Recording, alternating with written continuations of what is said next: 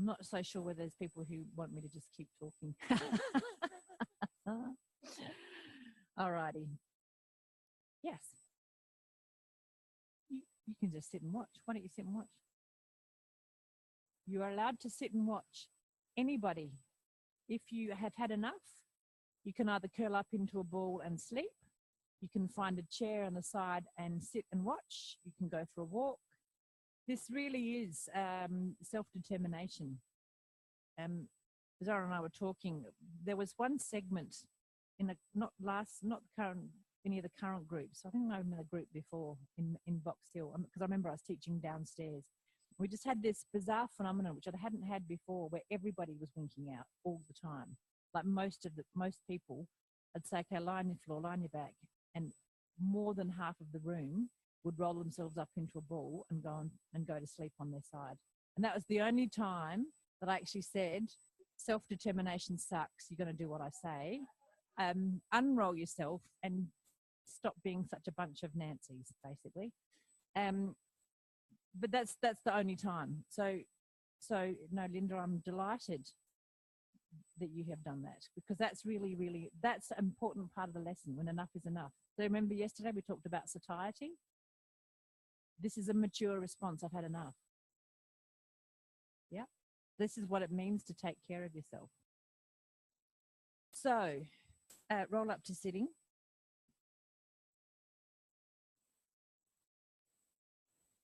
And have your feet standing, so your knees are a little bit apart.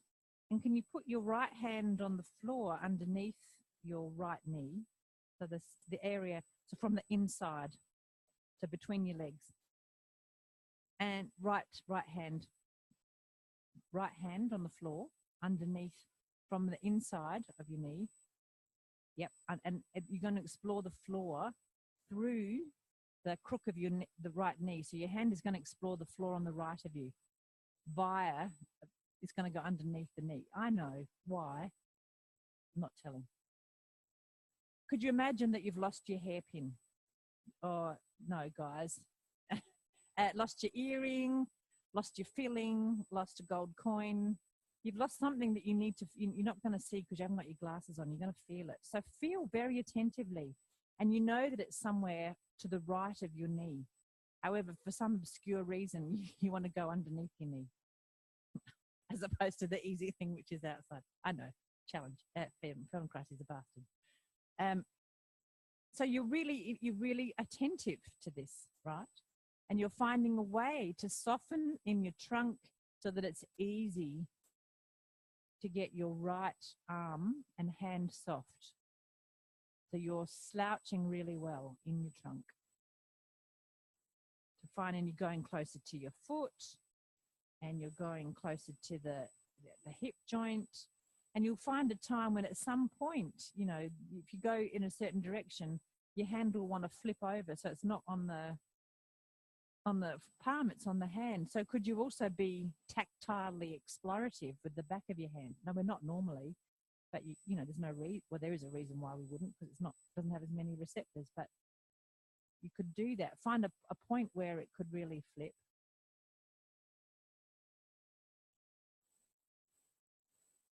And you find a time when maybe you're down so low that it's almost like you could slide your shoulder under there. Now, I forbid you to slide your shoulder under there, but there might be a tendency for almost your shoulder to slide under that knee.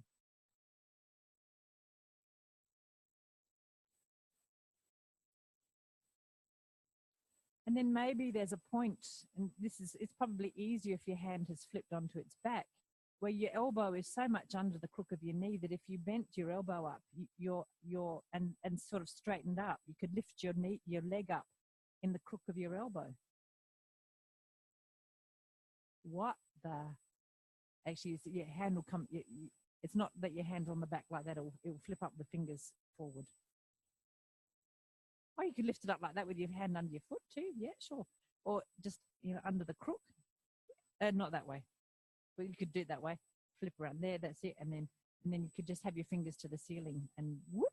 There we go. You just try and lift your right foot. It's like no big deal. I haven't found the pin, but I could lift my leg up. Because maybe you want to look under your foot. You thought, oh, I want to vacuum under my foot. I just want to lift up my right foot so I can vacuum under it with my left foot. So where would your weight have to go in order to lift up your foot? It's as easy as pie, right? It's no big deal. So not only did your right elbow come to your right knee, it went underneath your right knee. Maybe gravity. It's a beautiful thing if you know how to use it. And yeah, you can use your left hand on the floor to help with the counterpoise or not. But that lifting of the leg, and notice what your trunk does to roll back. Your shoulders tweak, you just leave it. Yeah. Okay? Yep. Rest for a moment and then rest in any position you like, because it might be interesting to do that on the other side.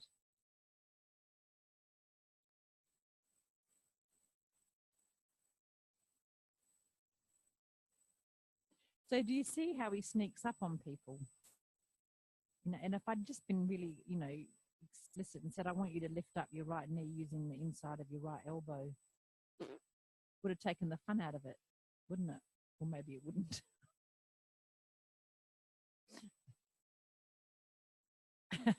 How much fun can you have? That's right. Limitless.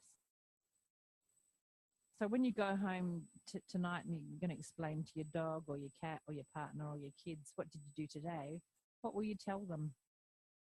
I could lift up my leg using the inside of my elbow so that when you're vacuuming, it'll be easier. Hey? Highly functional. Yes. Okay, try on the left side. What do you remember of the instruction to do on the left side? You're going to go straight into the accomplishment, or you're going to sneak up on yourself. So this, you could do it straight away because your back's prepared, right? Your system's prepared. All this flexing. To use your left hand. Your lefts and rights. You're as fabulous as I am with lefts and rights. You could, but the thing is, Anna, that's a variation. Yeah, exactly. So how creative are you? Find a way to explore the floor. You're folding and folding, but it's not a folding flopping because there's a dynamism there, because eventually you're going to lift up your leg. See, it's not a passive flop because there's still power there. You're powerful enough to lift up your leg. That's organization. Simply by rocking, and it's not like there's a big deal happening in your arm. We haven't made your arm stronger, have we?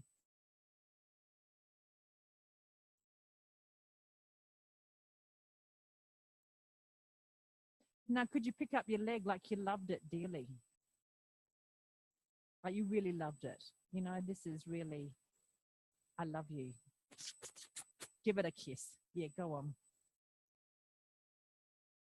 It's a baby. It's lovely. It's precious.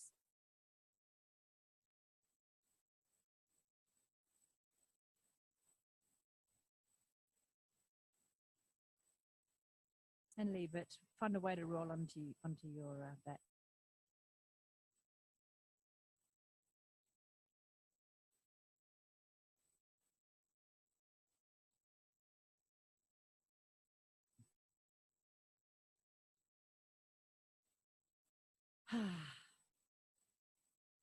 So there's one little trick when you lie down for a pause or a pausette.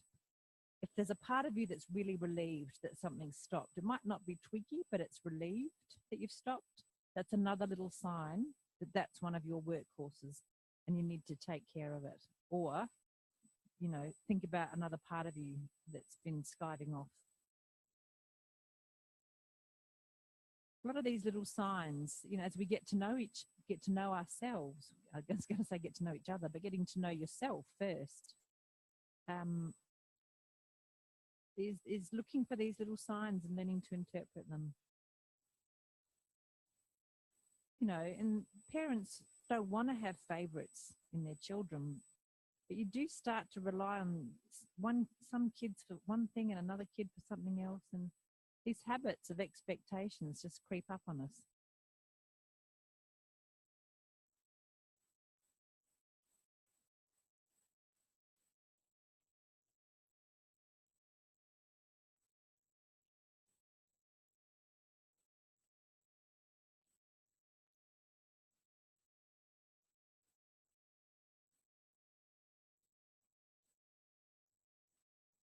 Roll up to sitting somehow or other.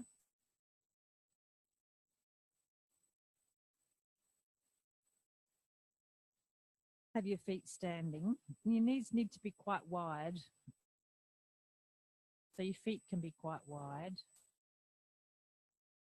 So you are you're clearly kind of taking weight on your feet up to a point. And find a way to have both hands exploring from inside underneath each knee. So you're multitasking now. You're going to look for both earrings on the floor, either side of you.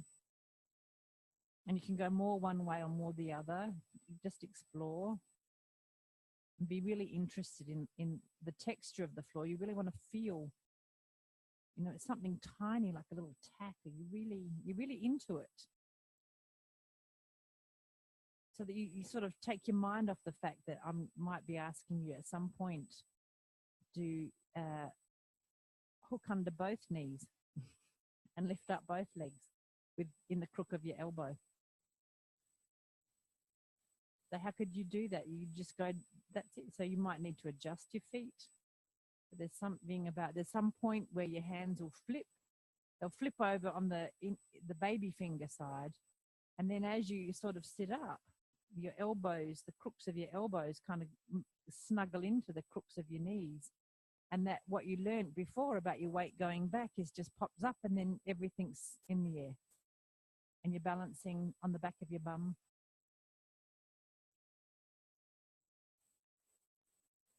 This could be the new pose for meditation. And then you could find a way to roll back. Feel free to fall. Feel free to do whatever you like. Now, coming back is a mission. So feel free to use momentum, just so long as you don't hurt yourself. And if you don't want to come back, it doesn't matter, because this is seriously, you're seriously in an odd position.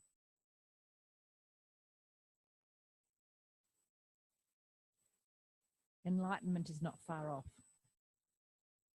You can let go of your feet if you want, or you don't have to hang on to your feet. It's just, you can just hook. That's it. Yeah. I mean, there is a version that he does where he gets people to hold on to their ankles. And you can try that for sure. It's just another variation. And you can hold on to your ankles from the inside or from the outside. So you start to realize this is not about the hands or the arms or the legs. It's about the folding in the trunk, where the head is in the trunk and the shoulders and the pelvis. It's about all of you. Your intentions will be, you're straining in the hands or whatever, or the elbows, and you think it's all there. It's all distal, as it were, in the ends of you. But actually, it's about what's happening in the middle of you.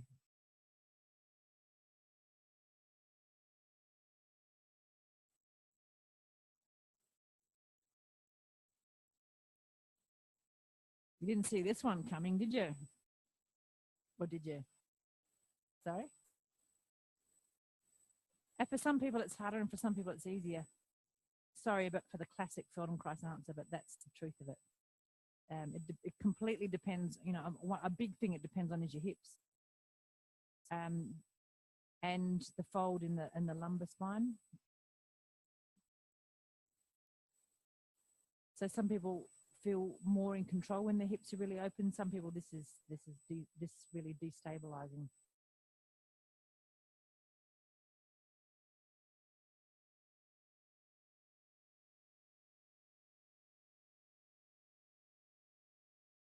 Mobility and stability. What's your experience? Show me when you're mobile and show me when you're stable. And then there's a point where the stability goes and you're mobile and you roll. Yeah. So if you sit like this, you're quite stable, right? You've got a nice base. And then as soon as you start decreasing your base and you're on a little tiny base, so I'm on this base, I'm forward. Now you find this point of stability where, this is getting into the biomechanics of it, but here, my center of gravity is still over my base of support. If I go a little bit back, it's not, and I have to make a new base, so I roll. If I bring my center of gravity a little bit forward, I have to make a new base, so I roll forward. So that's the point of equilibrium. where you lose, where the equilibrium changes and you have to make a new base and then you roll. What we learn is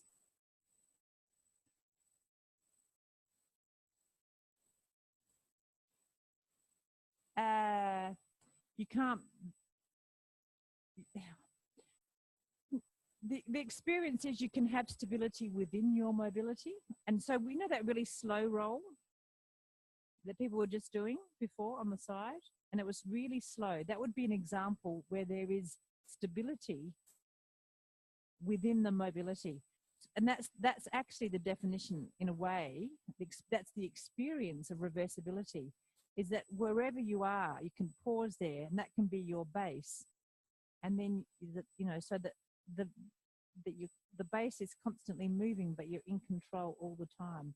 So you're kind of stable and moving at the same time. Yeah. So that's the paradox, right? They're not one or the other, but and actually they are. It's a bit like Zoran's attention thing, that the flip between the two can be so quick that it seems like they're simultaneous, but they're not. You did ask a big question, Kwam.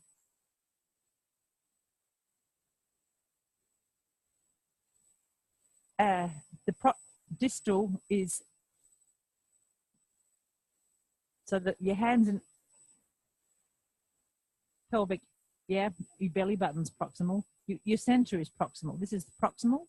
Anything away from that is more distal. So hands and feet are the most distal. Distant.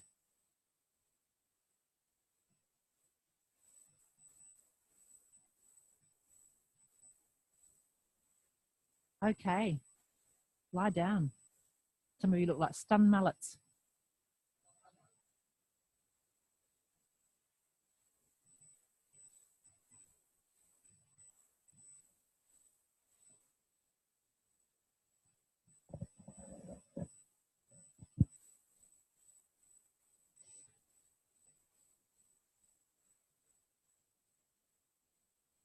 So Narian's question kind of led to this comment. This is what keeps us humble as Feldenkrais practitioners. And it's a bit like, I remember Feldenkrais, we heard him talking about, maybe it wasn't him, maybe it was one of our trainers, I can't remember. The perfect diet would make a fat person thinner and a thin person fatter, right? Because it gives you what you need to kind of come back to some kind of middle ground. So you can think about flexion and extension like that somebody could do a lot of flexion and they might be very flexed, and it will reduce their flexion. Some people might be very flexed and you do more flexible, any possibility can happen.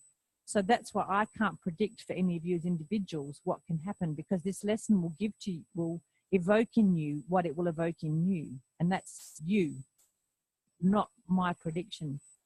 Now, as practitioners, we start to pretend we can make predictions. And I tell you what, that's the slippery bloody slope to humility. Because I'll predict that something's going to happen, and the person on the table or on the floor will have the opposite influence. So this is why Feldenkrais is such a fantastic double-sided experiment. It's what I'd call a two-tailed experiment, where I can't predict whether it's going to go this way or that way. I'm keeping both options open, and I'm genuinely curious about what's going to emerge out of this interaction. And that's why we're not diagnostic. And again, there's nothing wrong with being diagnostic. If I've got a cancer, believe me, I want a good diagnostician. It's just horses for courses. In this context, and the way we work with people and the sorts of things that people are interested in improving that we work with, we're not diagnosing what's wrong with them. We're seeing what their tendencies are, what their habits are. Do their habits serve them well? Would it be nice if they had more habits? Would it be nice if they were clearer about their habits?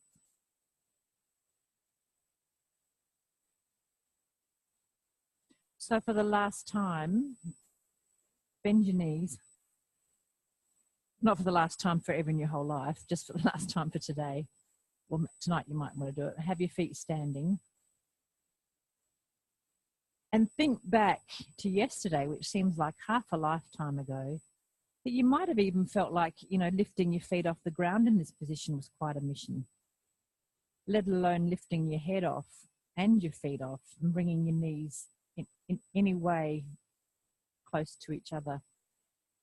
So go ahead, systematically lift your head without lifting your legs a few times. Can you remember what that was like yesterday? A tiny little bit. What do you notice throughout the whole of you? Now, in some instances, you don't know what you didn't know. Well, now you know what you didn't know, or you know what you don't know. There's a lot of permutations around knowing and not knowing. And then lift a little bit so that your right elbow goes in the direction of your right knee. So there's a little asymmetry. And then the right knee can come and lift off as well and come towards.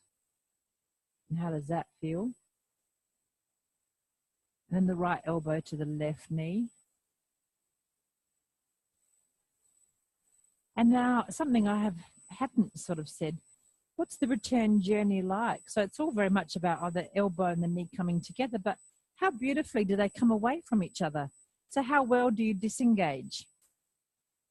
So we often have, the Feldenkrais joke is, what's the one thing that's not reversible? Falling in love. But the other, the sort of counter to that is, can you go into a relationship as easily as you can go out of it? That just makes you a tart, probably. Not true or true? Not true. Serial monogamist. How easily do you move away and then come back towards each other? Is the away as smooth and as elegant and as reversible? And then both elbows to both knees.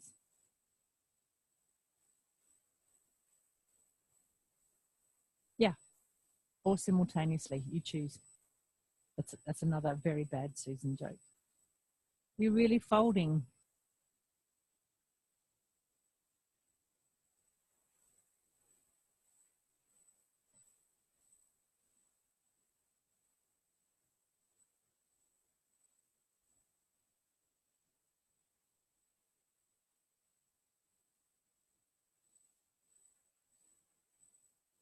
And breathing. And your feet are landing. Notice how beautifully and gently your feet are landing. Like they're just quietly docking. It's really lovely. They're so gentle. There would be no thud. They just find the floor and go, really beautiful. And lengthen out and lie on your back. And take a moment to feel the whole length of you. So this is something of a paradox, but it's relatively predictable. That bizarrely, by getting better and better at bending, you get longer. So really revel in the length of you. So those of you who feel a bit sort of challenged in terms of height, you could really feel tall. You could have lovely long legs and long arms, and feel the length of your neck, how elegant, the length of your spine, the length of your arms.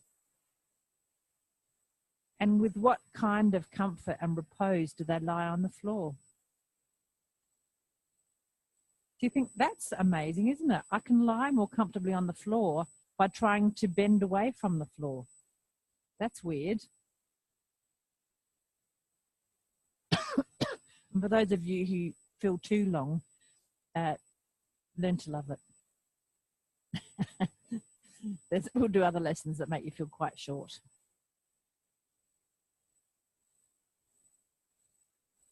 And go back to your ink blot.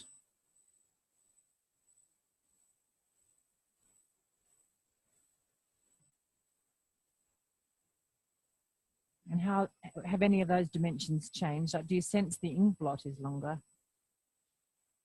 Maybe you want to go back to the scan of yesterday. You know, the space is underneath you.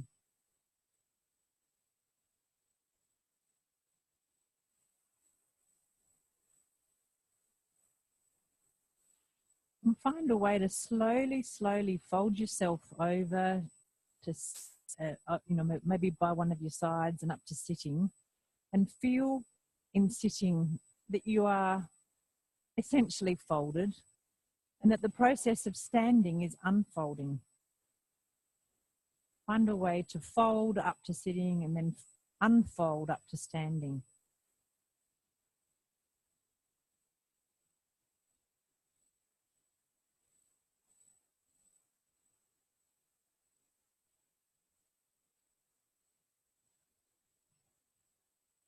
And if you reach down to something on the floor, feel how you might fold to reach back down. So this is for those of you who are already standing. You could fold to find something on the floor and then unfold to pick it up. So see how these functions kind of go together. It's the two wings of the bird, the folding and the unfolding. So no wonder that getting better at folding helps you to unfold.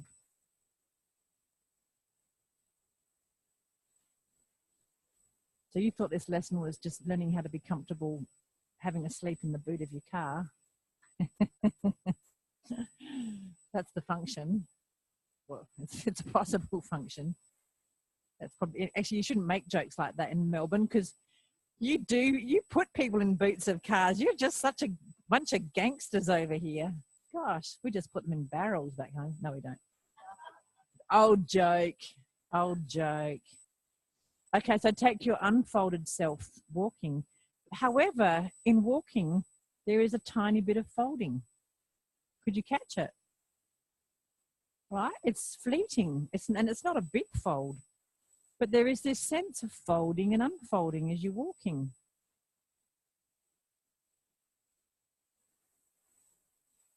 Tiny bit. Is there a hint of it there? Hint. And if you had to go home and pick up stuff off the floor, there'd be more. But right, a gardener, you are constantly folding and unfolding because you're inhabiting a lot of space. Dancers, you know, working in that horizontal kind of way, you are inhabiting the down and the up, which requires you to fold and unfold. Picking up children, folding and unfolding. If you're a professional gleaner, you're folding and unfolding. Yeah, squat. Go down, have a little squat. Metaphorical, you know, like not a Tibetan squat. Don't drop one in front of me, thank you. Sorry to say that, I just had a little vision. Right, yes, absolutely. Squat it is the ultimate fold, isn't it? And putting on your shoes and bending over and putting on your socks and standing. And so your homework is to think about this idea of folding and unfolding, and which parts of you fold and which parts of you don't fold. So tomorrow we're going to have a little how many bits of you can fold kind of quiz. Tomorrow's the first test.